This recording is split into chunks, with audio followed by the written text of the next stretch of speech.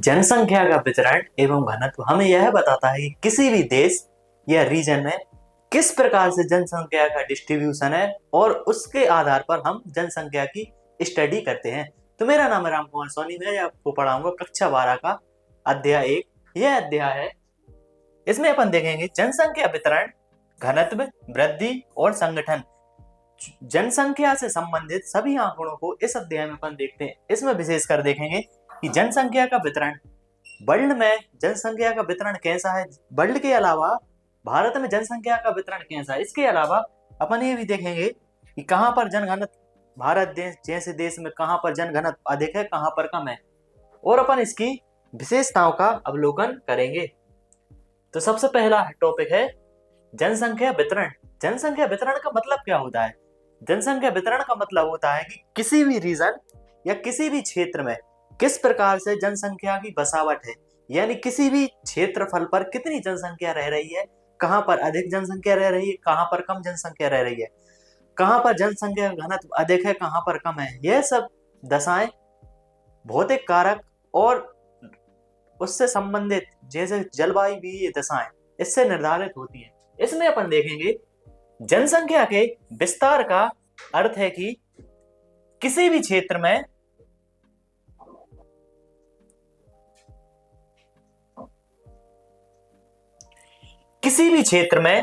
जनसंख्या कैसे वितरित की जाती है। जैसे कि भारत देश है, तो भारत में कहां पर जनसंख्या का कैसे वितरण है। जैसे कि भारत को मुख्यतः 5 रीजन में बांटा जाता है: हिमालय क्षेत्र, मध्य गंगा का मैदान, मध्य भारत का मैदान, तीसरा है पठारी क्षेत्र, और 5वें नंबर पर जो आता है वो है द्वीपीय क्षेत्र या तटीय मैदानी क्षेत्र। तो इस प्रकार यदि भारत जैसे देश में जनसंख्या का वितरण देखा जाए तो यहाँ पर देखा जाएगा हिमालय क्षेत्र में जनसंख्या का वितरण या जनसंख्या का डिस्ट्रीब्यूशन बहुत ही कम है, जबकि जो ब्रह्मपुत्र गंगा बेसिन है, ब्रह्मपुत्र गंगा बेसिन से विश्व का सबसे अधिक जन घनत्व पाया जाता है एवं जन संगठन पाया जाता है।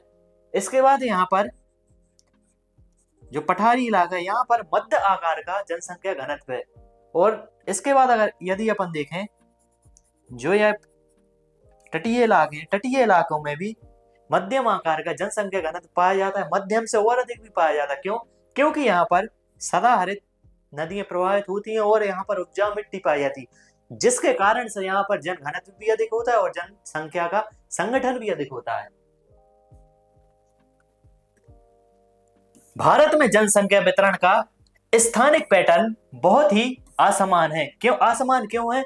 क्योंकि भारत की भूमि एक समतल नहीं है, विभिन्न प्रकार के भारत में उच्चावच पाए जाते हैं। इस कारण से जनसंख्या का वितरण भी असमान है। जैसे कि उत्तरी पश्चिमी भाग में रेगिस्तानी भाग पाया जाता है, जबकि इसी के पूर्वी भाग में इतना अधिक जन घनत्व पाया जाता है।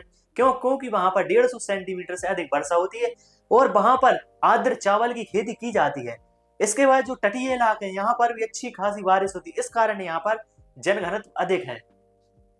चूंकि कुछ क्षेत्र बहुत ही कम आबादी वाले हैं जबकि कुछ अन्य अधिक हैं। कम आबादी वाले क्षेत्र कौन से हैं? कम आबादी वाले क्षेत्र हैं जहां पर विषम परिस्थितियां पाई जाती है, जैसे कि मरुस्थलीय क्षेत्र, जैसे कि पर्वतीय क्षेत्र, ये विषम जलवायु वाले क्षेत्र हैं। और जहां पर जलवायु के साथ साथ मिट्टी की दशाएं भी अच्छी पाई जाती हैं, जैसे उत्तर भारत का मैदान, मध्य भारत का मैदान एवं तटीय मैदान, यहाँ पर जनसंख्या घनत्व भी ज्यादा है और संगठन भी ज्यादा है। यदि ये अपन विश्व की बात की जाए तो विश्व में जनसंख्या का वितरण कहां पर ज्यादा होगा? वहां पर ज्यादा होगा जहां पर अच्छी सुविधाओं के साथ साथ जल की आपूर्ति भी हुई। जैसे भारत जैसे देशों में जनसंख्या का घनत्व बहुत ही अधिक है, जबकि ऑस्ट्रेलिया में और यहाँ पर ये मंगोलिया है, कजाकिस्तान है, तुर्कमेनिस्तान है, यहाँ पर जनसंख्या का घनत्व 3 व्यक्ति पर किलोमीटर पाया जाता है, जबकि भारत जैसे देशों में जनसंख्या का घनत्व 400 व्यक्ति पर किलोमीटर पाया जाता है। क्योंकि यहाँ पर ऑस्ट्रेलिया महाद्वीप आधे से ज्यादा तो ये पूरा मरुस्थलीय क्षेत्र है, यहाँ पर अच्छी सुविधाएं ना होने के कारण, और यहाँ पर पानी की व्यवस्था, इसी के साथ मृदा की व्यवस्था, इसी प्रकार यहाँ पर अधिकांशतः जलवायु मरुस्थलीय जलवायु पाई जाती है। इसलिए पश्चिमी ऑस्ट्रेलिया में किसी भी प्रकार की जनसंख्या नहीं पाई जाती, जबकि दक्षिण पूर्व एवं पूर्वी ऑस्ट्रेलिया में अत्यधिक जनसंख्या पाई जाती है। अब भारत जैसे देशों में अधिक जनसंख्या का कारण क्या है? भारत देश जैसे देशों में अधिक जनसंख्या का कारण है यहाँ की खनिज संपदा और यहाँ की पर्याप्त जल आपूर्ति, जिसके कारण यहाँ पर अधिक जनसंख्या पाई जाती है। अब तक हमने भारत के प्राकृतिक संसाधनों के बारे में जानकारी हासिल की है। इन साधनों के अंतर्गत भूमि, मृदा, जल, वन, खनिज तथा वन्य जीव इत्यादि आते हैं। तो इसमें अपन देखते हैं कि जनसंख्या का जो संगठन है या जो पॉपुलेशन है वो किस पर डिपेंड कर रही है। पॉपुलेशन भूमि पर निर्भर करती है कि वहां की सॉइल कैसी, यदि सॉइल ज्यादा उपजाऊ है तो वहां पर अधिक जनसंख्या निवास करेगी। यदि वहां की सॉइल यानी मृदा अनुपजाऊ है, जैसे कि मरुस्थलीय क्षेत्र, तो वहां पर कम जनसंख्या निवास करेगी। इसी प्रकार ये देखा जाए जल, जहां पर जल की अधिकता पाई जाएगी वहां पर पॉपुलेशन भी ओवर होगी, जहां पर जल की कमी पाई जाएगी वहां पर पॉपुलेशन बहुत कम होगी। इसी प्रकार से खनिज संसाधन, जैसे कि छोटा नागपुर का पठार, यहाँ पर अधिक समृद्धता नहीं पाई जाती, लेकिन खनिज है यहाँ पर। क्यों? क्योंकि यहाँ पर तकनीकी नहीं है, तो तकनीकी का स्तर भी जनसंख्या को प्रभावित करता है। हमने इन उपरोक्त संसाधनों के वितरण एवं दोहन की दर एवं दिशा का विकास के कार्यक्रमों में उसकी उपयोगिता के बारे में भी जानकारी प्राप्त की है। तो इन्होंने अपन ने देखा कि कैसे जनसंख्या के वितरण को यह संसाधन, कैसे जनसंख्या के वितरण को यह जो संसाधन है वह अपनी आवश्यकताओं के अनुसार जनसंख्या को ढाल लेते हैं। जैसे कि यदि कहीं पर खनिज है तो वहां पर पॉपुलेशन ओवर होगी, कहीं पर तकनीकी यदि है तो वहां पर पॉपुलेशन ओवर होगी। तो इन्हीं के कारणों से जनसंख्या की उत्पत्ति होती है और पॉपुलेशन ओवर हो जाती है, पॉपुलेशन में कमी आ जाती है। इन्हीं संसाधनों का यहाँ के देशवासियों के संदर्भ में अध्ययन करना है। अब किसी भी देश में सबसे महत्वपूर्ण कारक क्या है? किसी भी देश में सबसे महत्वपूर्ण कारक है भौतिक कारक, जैसे कि उच्चावच है, खनिज है, मृदा है, जल की आपूर्ति है। यह सभी कारक ही किसी देश में या किसी रीजन में जनसंख्या के वितरण को प्रभावित करते हैं। तो इसके वितरण को देखते हैं। लोगों या जनता से अभिप्राय, यहाँ की जनसंख्या केवल उपभोक्ता की संख्या के रूप में ही नहीं बल्कि उन्हें यहाँ के प्राकृतिक संसाधनों के प्रबंधक के रूप में भी मानने से, यदि अपन यह कहें कि पीपल्स क्या होते हैं या लोग क्या होते हैं, तो सिर्फ उनको एक उपभोग की वस्तु न समझा। उपभोग का मतलब है कि प्राकृतिक संसाधनों का लगातार तरीके से दोहन करना, तो उस वस्तु को ना समझा। जबकि मानव और पर्यावरण के बीच ऐसा संबंध बनाना चाहिए कि लगातार आने वाली 100 अपनी पीढ़ियों के लिए भी संसाधन की पर्याप्तता बची रहे। इसी को देखते हुए SDG सस्टेनेबल डेवलपमेंट गोल, इसकी शुरुआत सन 2000 में की गई। इसमें यह कहा गया कि मानव और पर्यावरण दोनों मित्र हैं। मानव के द्वारा पर्यावरण को इतनी अधिक हानि ना पहुंचा जाए कि आगे जाके मानव पर्यावरण के अनुकूल ना हो सके। दोनों में इस प्रकार सामंजस्य बनाना चाहिए कि जो संसाधन उनका दोहन भी हो सके और मानव अपने हिसाब से कार्य भी कर सके। अब आगे अपन देखते हैं कि किन राज्यों में इन राज्यों को 3 श्रेणियों में वर्गीकृत किया जाता है। अब अपन भारत के संदर्भ में देखते हैं कि कहां पर जनसंख्या अधिक पाई जाएगी, कहां पर जनसंख्या कम पाई जाएगी। तो एक चित्र के माध्यम से देखते हैं पहले।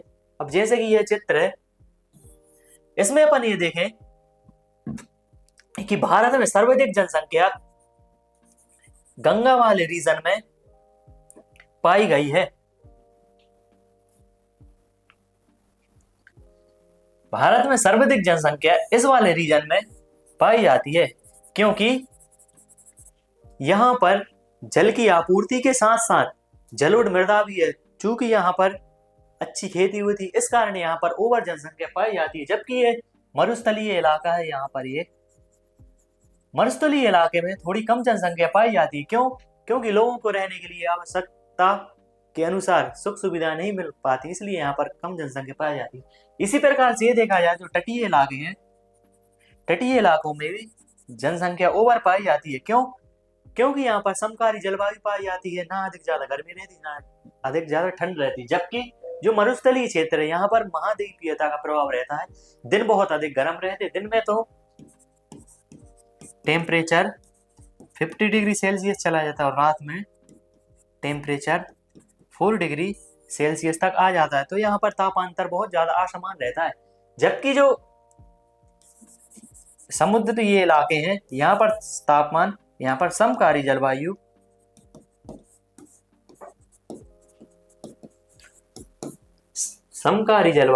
पाई जाती है। तो अपन देखते हैं उच्च जनसंख्या वाले राज्य। ऐसे कौन कौन से राज्य जहां पर उच्च जनसंख्या पाई जाती है?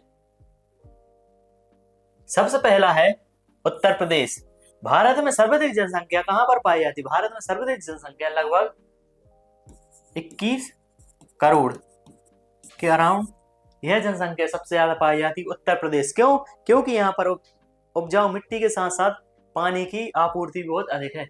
इसके बाद है महाराष्ट्र, इसके बाद है बिहार, पश्चिम बंगाल, मध्य प्रदेश, तमिलनाडु, राजस्थान का कौन सा भाग? राजस्थान का पूर्वी भाग, कर्नाटक का तटीय इलाका, इसके बाद गुजरात में कच्छ काठियावाड़ वाला क्षेत्र, इसके बाद आंध्र प्रदेश में कन्नड़ तट। इन राज्यों में एक साथ 76% जनसंख्या रहती है। भारत की कुल जनसंख्या का रेशो कितना है? भारत की कुल जनसंख्या 121 करोड़ है, जिसमें से लगभग 75% जनसंख्या मुख्य राज्य जैसे कि उत्तर प्रदेश, महाराष्ट्र, बिहार, आंध्र प्रदेश, गुजरात, कर्नाटक, राजस्थान, तमिलनाडु, पश्चिम बंगाल में पाई जाती है। इसके बाद अपन देखते हैं कि मध्यम आकार वाले जनसंख्या, जहां पर संसाधन की तो हैं लेकिन वहां पर थोड़ी पानी की आपूर्ति यदि कुछ भौतिक संसाधनों की कमी पाई जाती है, जैसे कि असम का अधिकांश भाग किससे बना हुआ? असम का अधिकांश भाग पर्वत पहाड़ियों से घिरा हुआ है। इसी प्रकार से हरियाणा में जनसंख्या मध्यम आकार की क्यों पाई जाती है? क्यों? क्योंकि यह मरुस्थलीय इलाकों से सटा हुआ है, इसलिए यहाँ पर मध्यम आकार की। झारखंड, यहाँ पर तकनीकी का विकास बिल्कुल कम है, इसलिए यहाँ की जनसंख्या मध्यम आकार की। छत्तीसगढ़, केरल, पंजाब और गोवा क्योंकि सबसे छोटा है, इसलिए यहाँ की जनसंख्या भी कम पाई जाती है। कम जनसंख्या वाले राज्य और जनजातीय क्षेत्र, भारत में कुछ ऐसे क्षेत्र हैं जहां पर जनसंख्या बहुत ही कम पाई जाती है, जैसे कि जम्मू कश्मीर। क्यों यहाँ पर जनसंख्या कम क्यों पाई जाती है? क्यों? क्योंकि यहाँ पर रहने योग्य भूमि नहीं है, यहाँ पर अधिक पहाड़ी इलाके, यहाँ पर अधिक पठारी इलाके हैं। चूंकि अपन जानते हैं कि पर्वतों पर सर्वाइव करना बहुत ही कठिन रहता है, वहां पर ट्रांसपोर्ट करना, वहां पर सड़कें निर्माण करना या वहां पर मानव बस्तियां बनाना बहुत ही कठिन होता है। पर्वतों पर चढ़ना, सामान को ले जाना बहुत ही अधिक खर्चीला रहता है, इसलिए लोग पहाड़ों पर ज्यादा रहना पसंद नहीं करते। इसी प्रकार से उत्तराखंड में अधिकांशतः 80% क्षेत्र पहाड़ियों से घिरा है, इस कारण यहाँ भी जनसंख्या कम पाई जाती है। क्यों? क्योंकि यहाँ पर विषम परिस्थितियां, उच्चावच मनुष्य के अनुकूल नहीं है, इसलिए यहाँ पर जनसंख्या भी कम पाई जाती है। इसी प्रकार हिमाचल प्रदेश, सभी पूर्वोत्तर राज्य असम को छोड़कर, अब सभी पूर्वोत्तर राज्य क्यों हैं? क्योंकि सभी पूर्वोत्तर राज्य किसके भाग हैं? सभी पूर्वोत्तर राज्य हिमालय के शिवालिक श्रेणी के भाग हैं और यहाँ पर बहुत अधिक वर्षा होती है। क्यों? क्योंकि यह क्षेत्र विषुवत रेखीय क्षेत्र के ज्यादा नजदीक है और यहाँ पर बहुत अधिक मात्रा में पेड़ पौधे, बहुत अधिक मात्रा में बायोडायवर्सिटी पाई जाती है, जिस कारण से यहाँ पर विषुवत रेखीय जलवायु के कारण भी मनुष्य को सर्वाइव करना और कठिन हो जाता है। चूंकि यहाँ पर बहुत अधिक जंगल है, इस कारण भी मनुष्य की डेंसिटी पूर्वी राज्यों में कम है। इसी प्रकार और केंद्र शासित प्रदेश दिल्ली को छोड़कर, अब दिल्ली तो ओवर पॉपुलेशन है, दिल्ली में लगभग विश्व की सेकंड देश है, सबसे पहले देश में सबसे ऐसा विश्व के 10 देश हैं, उनमें सबसे ज्यादा जनसंख्या का जमघट है। जैसे सबसे ज्यादा जापान का है टोक्यो, यहाँ पर सबसे ज्यादा जनसंख्या रहती वर्ल्ड में, और सेकंड नंबर पर आता है दिल्ली। वर्ल्ड में ओवर पॉपुलेशन पर सेकंड नंबर पर है दिल्ली। क्यों? क्योंकि यहाँ पर प्रशासनिक सुविधाओं के कारण यहाँ पर जनसंख्या अधिक पाई जाती है। अब जनसंख्या वितरण को प्रभावित करने वाले कारक, अब ऐसे कौन कौन से कारक हैं जो जनसंख्या के वितरण को प्रभावित करते हैं? सबसे पहले भौगोलिक कारक। भौगोलिक कारक में अपन देखेंगे कि उस स्थान पर जल की उपलब्धता कितनी है। जल की उपलब्धता, जैसे कि राजस्थानी क्षेत्र में जल की उपलब्धता बिल्कुल नहीं रहती, इसलिए वहां पर कम जनसंख्या पाई जाती। जबकि मैदानी भागों में, जैसे कि गंगा मैदान, सिंधु मैदान, ब्रह्मपुत्र मैदान में बहुत अधिक पानी की मात्रा के साथ साथ उपजाऊ मिट्टी, इसलिए यहाँ पर अधिक मात्रा में जनसंख्या पाई जाती है। इसका उदाहरण है उत्तर प्रदेश। भू आकृति, किसी स्थान की भू आकृति भी जनसंख्या प्रभावित करती है। जहां पर अधिक उच्चावच पाए जाएंगे, पर्वत पाए जाएंगे, पहाड़ियां पाई जाएंगी, वहां पर जनसंख्या कम निवास करेगी, जैसे कि हिमाचल प्रदेश, उत्तराखंड, जम्मू कश्मीर, जैसा कि अपन ने देखा। जलवायु, जलवायु भी जनसंख्या को प्रभावित करती है। जहां की जलवायु चरम है, जैसे कि लद्दाख की जलवायु या लेह की जलवायु, द्रास की जलवायु, यहाँ पर शीतकाल में तापमान -60 डिग्री सेल्सियस चला जाता है, तो यहाँ पर मनुष्य को सरवाइव करना कठिन होता है। इस कारण भी जलवायु भी जनसंख्या के घनत्व एवं संगठन को निर्धारित करती है। मृदा, कहाँ, यदि कहीं पर जलोढ़ मृदा है, जलोढ़ मृदा सबसे उपजाऊ मृदा मानी जाती है। क्यों? क्योंकि यह नदियों के किनारे मिलती है। जब जलोढ़ मृदा जहाँ पर उपजाऊ होगी, वहां पर खेती बाड़ी भी अच्छी होगी, इस कारण से वहां पर पॉपुलेशन भी ओवर होगी। जहां पर जनसंख्या कम होगी तो वहां पर मृदा भी कम होगी, जैसे कि लेटेराइट मृदा, जैसे कि मरुस्थलीय मृदा, यह मृदा अनुपजाऊ मृदा होती है। इस कारण से इन मृदाओं के पास लोग रहना पसंद नहीं करते और जलवायु भी इनके अनुकूल नहीं रहती, इसलिए यह मृदा, इसका एक रीजन है। अब है आर्थिक कारक।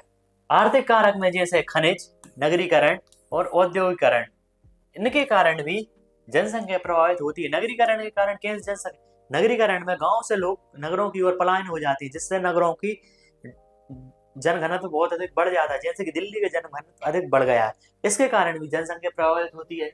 इसके बाद औद्योगिकीकरण, यदि कहीं पर औद्योगिकरण, इंडस्ट्रियलाइजेशन है, तो वहां पर जनसंख्या अधिक पाई जाएगी। क्यों? क्योंकि वहां पर रोजगार के अवसर अधिक पाए जाएंगे। जबकि जो ग्रामीण क्षेत्र है, यहाँ पर प्राथमिक क्रियाकलाप होंगे और यहाँ पर रोजगार के अवसर कम होंगे, इसलिए अधिकांशतः नगरों में जनसंख्या अधिक पाई जाती। क्यों? क्योंकि वहां पर रोजगार के अवसर अधिक हैं। इसके बाद देखा जाए खनिज। किसी भी क्षेत्र में खनिज जनसंख्या के को सीधा प्रभावित तो नहीं करते, लेकिन अप्रत्यक्ष रूप से प्रभावित जरूर करते हैं। जैसे कि ऑस्ट्रेलिया है, ऑस्ट्रेलिया का पश्चिमी भाग में सोने की 2 खदानें हैं, एक है कालगुडी, एक का नाम है कुलगार्डी। यह रीजन पूरा मरुस्थलीय रीजन है, फिर भी यहाँ पर बड़े बड़े नगरों का विकास हुआ है। क्यों? क्योंकि यहाँ पर नगरों के, यहाँ पर खनिजों की उपलब्धता के कारण जनसंख्या का जमाव यहाँ पर आसपास संकेंद्रित हो गया है। जैसे कि ये है, यहाँ पर ओवर पॉपुलेशन पाई जाती है, जबकि जो यह इलाके हैं यहाँ पर जनसंख्या न्यूनतम पाई जाती है, जबकि यहाँ पर जनसंख्या ओवर पाई जाती है। जो यह वाला रीजन है, यहाँ पर जनसंख्या मध्यम आकार की पाई जाती है। सामाजिक एवं सांस्कृतिक कारक, किसी भी क्षेत्र में सामाजिक एवं सांस्कृतिक कारक भी जनसंख्या को प्रभावित करते हैं, जैसे कि धार्मिक महत्व। अब किसी भी स्थान का धार्मिक, धर्म किसका प्रतीक है? धर्म होता है पवित्रता का प्रतीक, तो धार्मिक हिसाब से भी जनसंख्या अधिक पाई जाती है। जैसे कि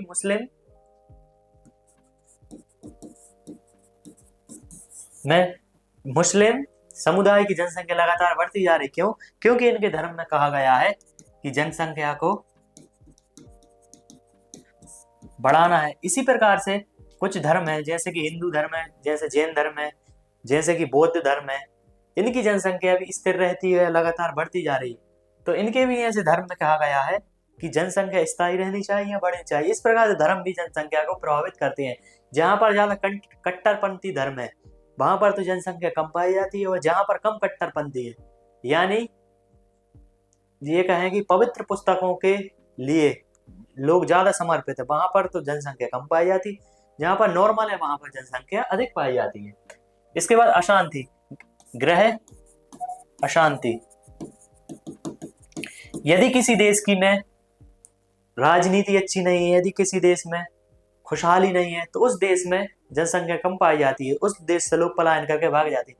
जैसे कि वर्तमान में इजराइल और ईरान का युद्ध चल रहा है, तो वहां पर अशांति के कारण ईरान और इजराइल से अधिकांश लोग छोड़कर भाग गए। इस कारण भी जनसंख्या प्रभावित होती है। खराब सामाजिक वातावरण, यदि किसी वातावरण में शोषण की प्रवृत्ति है, यदि किसी समाज में लड़कियों के प्रति असंवेदनशील समाज है, तो वहां पर जनसंख्या घनत्व एवं जनसंख्या का संगठन भी कम पाया जाता है।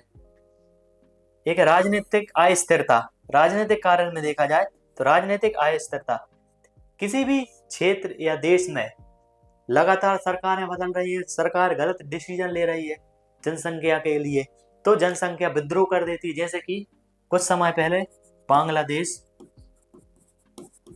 में विद्रोह हो गया था सरकार के खिलाफ। इसी प्रकार से श्रीलंका में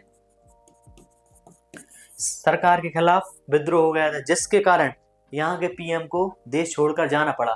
तो इस प्रकार भी राजनीतिक अस्थिरता भी किसी भी जनसंख्या को प्रभावित करती है। भारत में जनसंख्या वितरण घनत्व को प्रभावित करने वाले भौगोलिक कारक।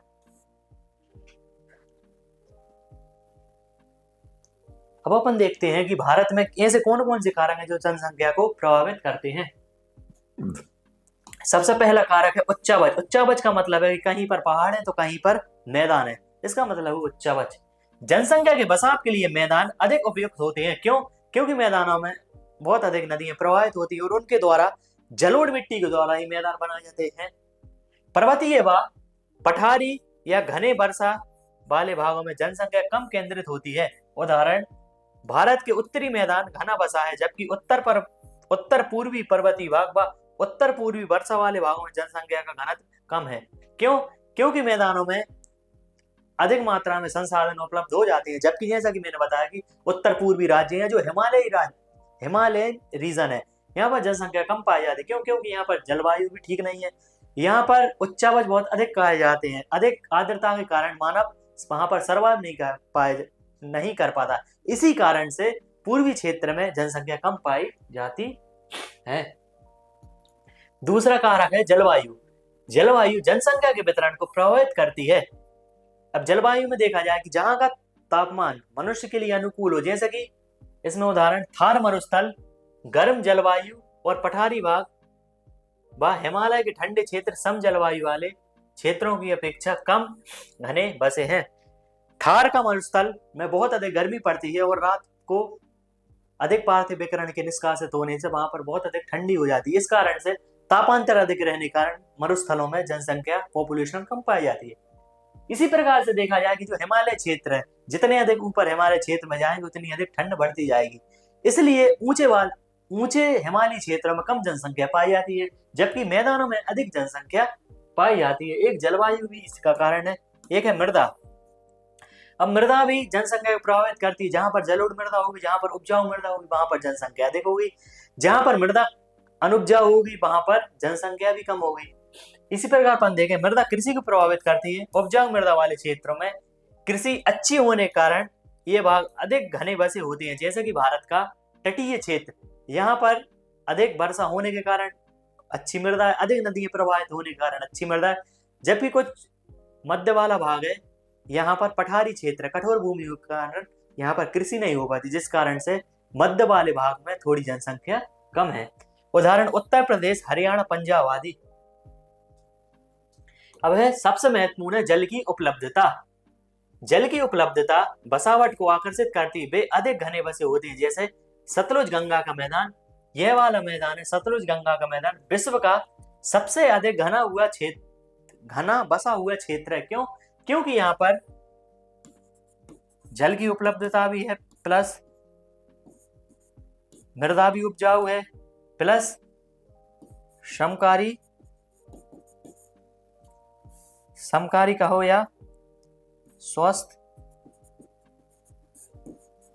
जलवायु है। इस कारण से यहाँ पर यह घना बसा हुआ क्षेत्र है और यह भारत का यह तटीय क्षेत्र, केरल कर्नाटक आंध्र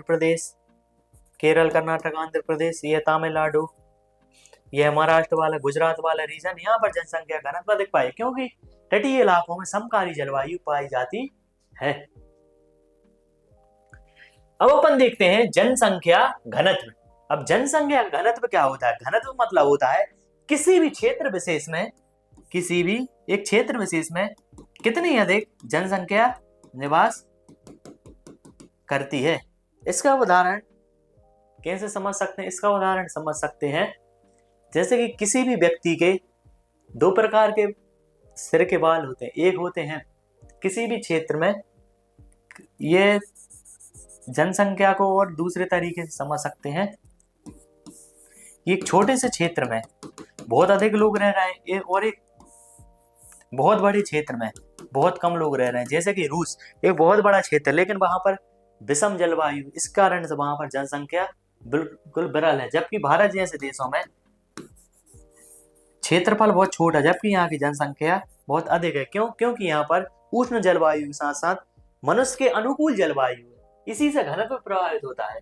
जनसंख्या घनत्व की गणना करने के लिए जनसंख्या को क्षेत्रफल से विभाजित किया जाता है। किसी भौगोलिक क्षेत्रफल में रहने वाले लोगों की संख्या को जनघनत्व कहते हैं। अब जनघनत्व को देखा जाए, जनसंख्या अपॉन क्षेत्रफल, किसी भी देश में, किसी भी एरिया में इसके माध्यम से अपन जनघनत्व को देख सकते हैं। जनघनत्व मतलब होता है एक छोटे से एरिया में बहुत अधिक जनसंख्या का बसावट या छोटे से ही एरिया में बहुत कम जनसंख्या की बसावट को ही जनघनत्व बोला जाता है। जैसे कि भारत का यह रीजन है, इस रीजन में जनघनत्व बहुत अधिक है। क्यों? क्योंकि यहाँ पर जलवायु भी अच्छी है, यहाँ पर मृदा भी अच्छी है, यहाँ पर जल की उपलब्धता भी अच्छी है। जबकि जो यह वाला एरिया जम्मू कश्मीर, यहाँ पर जनसंख्या कम पाई जाती, जबकि उत्तर पूर्वी राज्यों में भी जनसंख्या कम पाई जाती। क्यों? क्योंकि यहाँ पर विषम जलवायु के साथ साथ उच्चावच की भी अधिकता पाई जाती है। यह वाले तटीय इलाके, यहाँ पर जनसंख्या घनत्व अधिक पाई, एक छोटे क्षेत्र में अधिक जनसंख्या पाई जाती है। यह भी एक छोटे क्षेत्र में अधिक जनसंख्या पाई जाती है। जबकि जो यह बीच वाला पार्ट है, यहाँ पर जनसंख्या मध्यम आकार की पाई जाती है। राजस्थान वाला एरिया है, यहाँ पर जनसंख्या निम्न पाई जाती है। अब जनघनत्व को अंग्रेजी में पॉपुलेशन डेंसिटी कहते हैं। पॉपुलेशन डेंसिटी को जनसंख्या का सबसे महत्वपूर्ण सूचनाओं के रूप में देखा जाता है। इस सूचकांक से यह पता लगता है किसी भी निश्चित भौगोलिक क्षेत्र में कितने लोग रहते हैं। वही मैंने कहा, किसी भी क्षेत्र विशेष में अपन जनघनत्व के माध्यम से देखकर बता सकते हैं कि उस क्षेत्र विशेष में, छोटे क्षेत्र में कितने अधिक लोग रह रहे हैं, कितने कम लोग रह रहे थे। यह बहुत महत्वपूर्ण सूचकांक होता है जनसंख्या का। इसके माध्यम से अपन को पता चलता है किस देश में कितनी अधिक वृद्धि हुई है और कितनी अधिक कमी हुई है जनसंख्या में। जैसा कि शायद आप जानते होंगे कि भारत के सभी राज्यों में सबसे ज्यादा जनसंख्या घनत्व बिहार राज्य का है। अगर भारत के 9 केंद्र शासित प्रदेशों में देखा जाए तो दिल्ली राज्य का सबसे घनत्व सबसे अधिक पाया जाता है। अब बिहार का जनघनत्व अधिक क्यों है? क्योंकि वहां पर अधिकांशतः नदियां प्रभावित होती हैं। इस कारण से वहां पर पूरा जलोढ़ मैदान है और इन्हीं जलोढ़ मैदान के किनारे अधिक जनसंख्या निवास करती है। और दिल्ली का जनघनत्व इतना क्यों है? क्योंकि दिल्ली में प्रशासनिक सुविधाएं अधिक होने के कारण दिल्ली का जनघनत्व अधिक है। भारत में जनघनत्व, अब कुछ फैक्ट्स हैं जनघनत्व के। 2011 की जनगणना के अनुसार भारत में जनघनत्व 382 व्यक्ति वर्ग प्रति वर्ग किलोमीटर है। मतलब कि 1 किलोमीटर में भारत में 382 लोग निवास करते हैं। जबकि बिहार में यह घनत्व 1106 पाया जाता है। बिहार में एक मैदानी क्षेत्र है, इसलिए वहां पर जनसंख्या अधिक पाई जाती है। केंद्र शासित प्रदेशों में दिल्ली का घनत्व सबसे अधिक 11,000, मतलब 1 किलोमीटर में 11,300 लोग निवास करते हैं। प्रति व्यक्ति वर्ग किलोमीटर, जबकि अंडमान निकोबार द्वीप में सिर्फ 46 व्यक्ति प्रति वर्ग किलोमीटर। क्यों? क्योंकि अंडमान निकोबार एक विषुवत रेखीय क्षेत्र, वहां पर सरवाइव करना, वहां पर बहुत अधिक वन है, वहां पर बहुत अधिक वर्षा होती है, इसलिए मनुष्य को वहां पर सरवाइव करना कठिन होता है, इसलिए अंडमान निकोबार में सिर्फ 46 व्यक्ति पाए जाते हैं। जबकि दिल्ली में 1 किलोमीटर में 11,000 से अधिक व्यक्ति पाए जाते हैं। प्रायद्वीपीय भारत में केवल केरल राज्य का घनत्व सबसे अधिक 860 है। क्यों? क्योंकि केरल एक तटीय इलाका है और यहाँ पर बहुत अधिक अच्छी समकारी जलवायु पाई जाती है। जबकि इसके बाद तमिलनाडु दूसरे स्थान पर है। तमिलनाडु का क्षेत्रफल बड़ा है, वहां पर जनसंख्या नहीं पाई। क्यों? क्योंकि तमिलनाडु में बहुत अधिक मात्रा में धारवाड़ आग्नेय चट्टान पाई जाती है, इस कारण से वहां पर खेती करना बहुत ही अधिक कठिन होता है, इसलिए ही तमिलनाडु में सबसे अधिक झीलें पाई जाती है, तालाब पाए जाते हैं। पर्यावरण के विपरीत दशाओं के कारण उत्तरी तथा उत्तर पूर्वी भारतीय राज्यों की जनसंख्या घनत्व बहुत ही कम है। जैसे मैंने बताया कि जलवायु परिस्थितियां उत्तरी राज्य जैसे जम्मू कश्मीर, हिमाचल प्रदेश और उत्तराखंड में अच्छी नहीं है। इसी प्रकार से अरुणाचल प्रदेश, सिक्किम और मिजोरम, नागालैंड, यहाँ पर भी उच्चावच के साथ जलवायु परिस्थिति अच्छी न होने के कारण जनघनत्व कम पाया जाता है। जबकि मध्य प्रदेश भारत के प्रायद्वीपीय भाग में जनघनत्व मध्यम आकार का पाया जाता है। क्यों? क्योंकि यह वाला मध्य प्रदेश वाला भाग पठारी के साथ साथ मैदानी भी है। इस प्रकार अपन देखते हैं कि किसी भी क्षेत्र का जनघनत्व उसकी जनसंख्या से निर्धारित होता है और उसकी जनसंख्या ही आगे किसी भी देश में जीडीपी में अधिक महत्वपूर्ण योगदान देती है। तो इसी प्रकार से डेप्थ में पढ़ने के लिए हमारी फ्यूपी एजुकेशन को अभी प्ले स्टोर से डाउनलोड करें और आप हमें रिव्यू देकर बताएंगे और हम आपके लिए क्या बेहतर कर सकते हैं। यदि आपको वीडियो पसंद आए तो वीडियो को लाइक, चैनल को सब्सक्राइब और वीडियो पर कमेंट जरूर करें। Thank you.